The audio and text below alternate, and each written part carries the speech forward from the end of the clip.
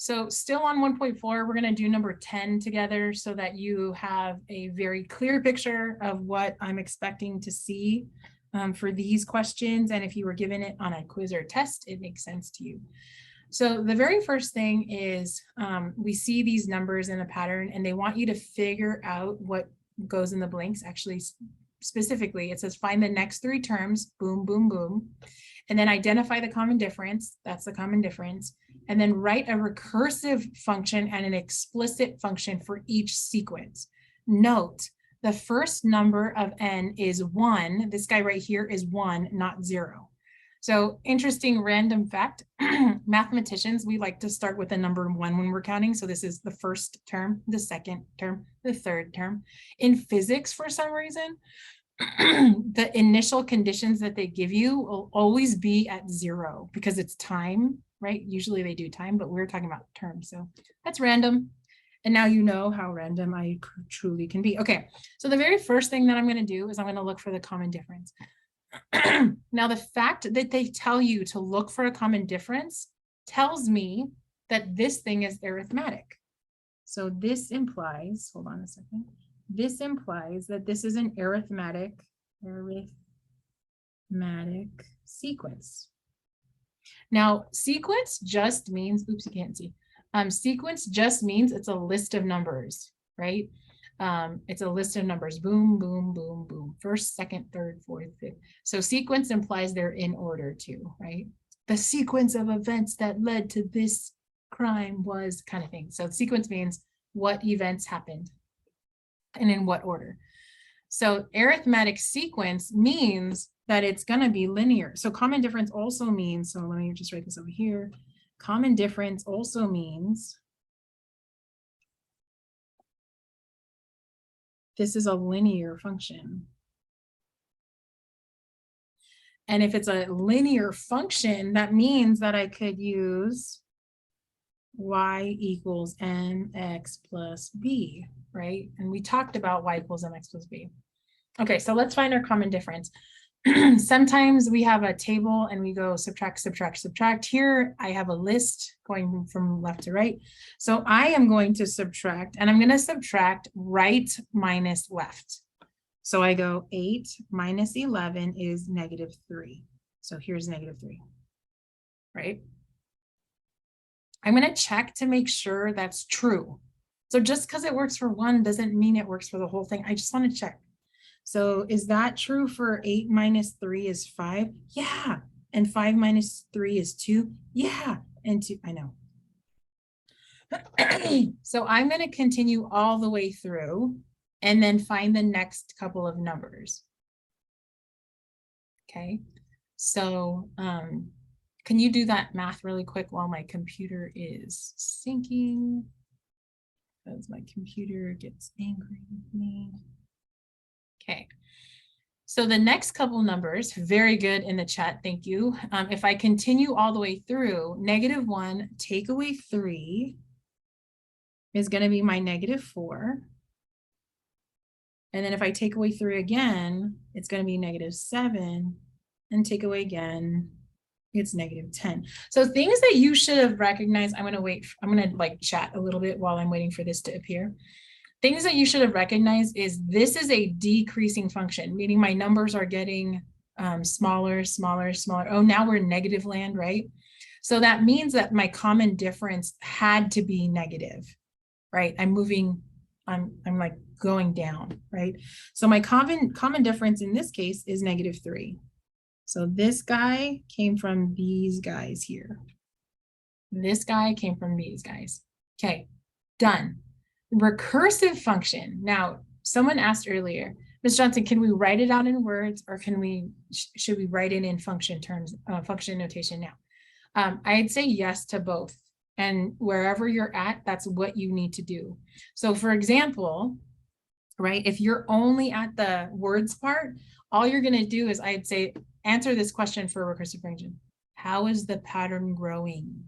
What is the pattern doing? And maybe someone says, oh, subtract by 3. Perfect. So in regular words, someone would say, subtract 3. starting at 11, sorry. So you do need that starting point, right? Because I can't tell you, hey, what's the fifth term if you subtract by 3? And you're like, I can't tell you because you didn't give me a starting point. I don't even know what the first term is. So you have to give the person a starting point. So again, recursive function always has 2 parts. 1, the rule, and 2, the starting point, or sometimes 1, the starting point, 2, the rule. Okay, so that's in words. The graduated version of that looks like this.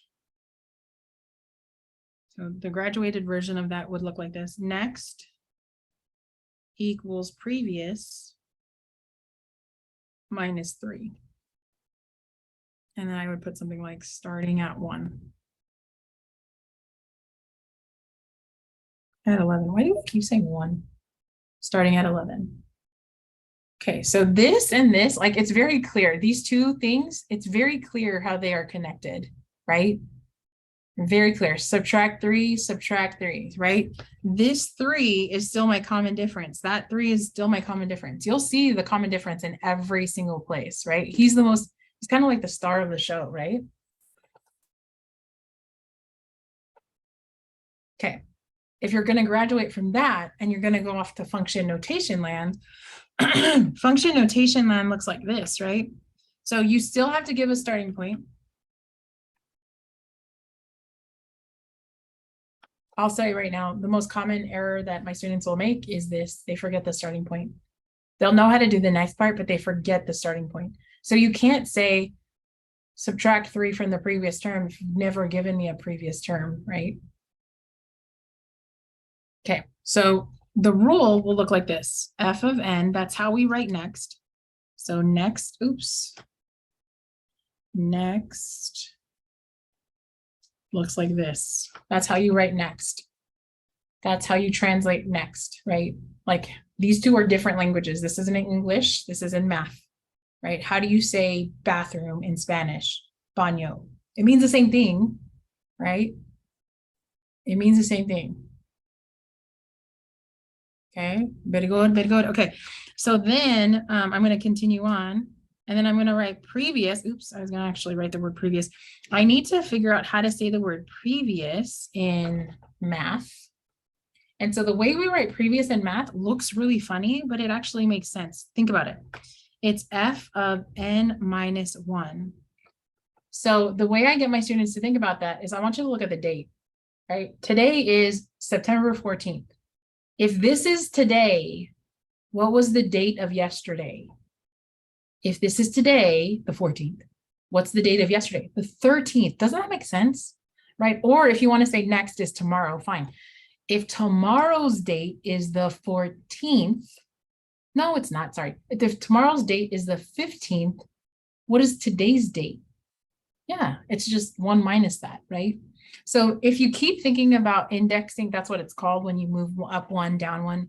People use this a lot when you're using when you're writing code and stuff for you to crawl through some information. It's just you want it to move to the next one, so you say +1 kind of thing. So then this says that says that. So that's actually how you say previous, right? And then the -3 is still your -3, -3, -3, -3. And notice the -3, again, star of the show, keeps showing up in every single part of my rule. You'll see him here too, right? You'll see him here. Okay, so this is explicit rule level 1, level 2, level 3. Level 3 is where you will have to be by the end of this unit. If you're right here, just practice writing it. Write it wrong. Who cares? But you got to get it right before the test. Okay, so just start writing it wrong. Like, you want to know how I learned how to speak Spanish? I got a bunch of words wrong and I sounded like a not Spanish speaking person. And then I eventually got it right. Okay, explicit function, moving on. Explicit function is this guy. Okay, explicit function is this guy. He is my explicit function. Ms. Johnson, why is it called explicit? Explicit means it stands on its own. Let me tell you something explicitly, right? It means, let me tell you something without, beating around the bush, It is like straightforward. Okay. So y equals mx plus b is the explicit form for your linear functions. So all you have to do is find what m is and what b is, and then we're done, right? Okay, m is already here. He's the star of the show. So let me highlight him in yellow. And I see that my computer is going really slow. So I'm gonna sync my ship here. Boop, boop. Boom, yay. Okay, so that's m. Okay, Ms. Johnson, you would just want me to write y equals, but over here, for some reason, they want it to be f of n. You can write y, I don't care. So I'm actually gonna write y just because I said I don't care if you did. So y equals m, in this case is 3x. And again, oh my gosh, Ms. Johnson, he's the star of the show. He keeps showing up. Yes, yes. If you remember back in 7th and 8th grade, that's when you learn slope. Once you learned it, he's so useful, right? Super useful in the world, in like outside world, the slope of something is very useful, right? How many dollars, like, I don't know, I'm buying a phone, right? How many dollars per phone is that? And that's your slope, right? I don't know, our iPhones right now are like what, $1,000 or something ridiculous like that. Very good. Okay, next part is your B. What is B? B, if you've heard me talk about this before, B is my y-intercept, also known as x equals to 0. B is my y-intercept, or x is equal to 0. X is equal to 0, but Ms. Johnson, they said that n is 1, not 0. Good. So if you remember, Noah talked about this a long time ago. This is our first term. 11 is our first term, and he talked about how to get backwards. Go backwards in order to find your 0th term. So go backwards to do that. So if I went backwards, what number would sit right there in front of 11? What number would sit right there? You can tell me in the chat. Thank you. Yes, that's exactly right. Perfect. So it'd be 14. And if you don't know why it's 14, just think, what would I subtract 3 from? And now I would have 11. What would I subtract 3 from to get 11? And then, you know, Noah says, okay, Ms. Johnson, just go backwards, undo that subtraction. Well, how do you undo subtraction? You add 3. So then that means that has to be 14, Ms. Johnson. Yes, yes, indeedy. Okay, let me highlight a couple of things. So this guy here, our y-intercept here, is our y-intercept here, which is our y-intercept here, okay? This guy is this guy, this guy. Clearly not the star of the show. Ms. Johnson, why is this one 11 and this is 14? Good question. Why is this 11 and why is this 14? Well, this is the starting point is whatever number they gave you in the beginning. F of 1 equals 11, right? But y equals mx plus b is not 1. It's not 1. It's when x is equal to 0. It's the guy in front of him. Okay. All right. So with that being said, you should now be able to do 9. I did 10, 11, and 12. Now, here's some advice. If you did not understand a lick of what we just did right now, like take another sheet of paper out and try to do this problem completely on your own. Don't make the assumption that just because you watched me do it, that you now understand it, because I'm the one who did it. I'm the one who asked all the great questions. I'm the one who put the pretty colors down. I'm the one who connected the star of the show, -3, -3, -3, -3, -3, -3, -3 to the whole thing. I'm the one who did that. So if you are trying to get a better grade in your class, that means you have to do this on your own, not watch me do it. Make sense? Awesome. What type of equation is this? This type of equation would be considered arithmetic or linear, whichever one you want to talk about. It's the same thing. It's like these are kind of synonyms. Arithmetic means that it's a list of numbers. A linear function means that when I graph it, it makes a line.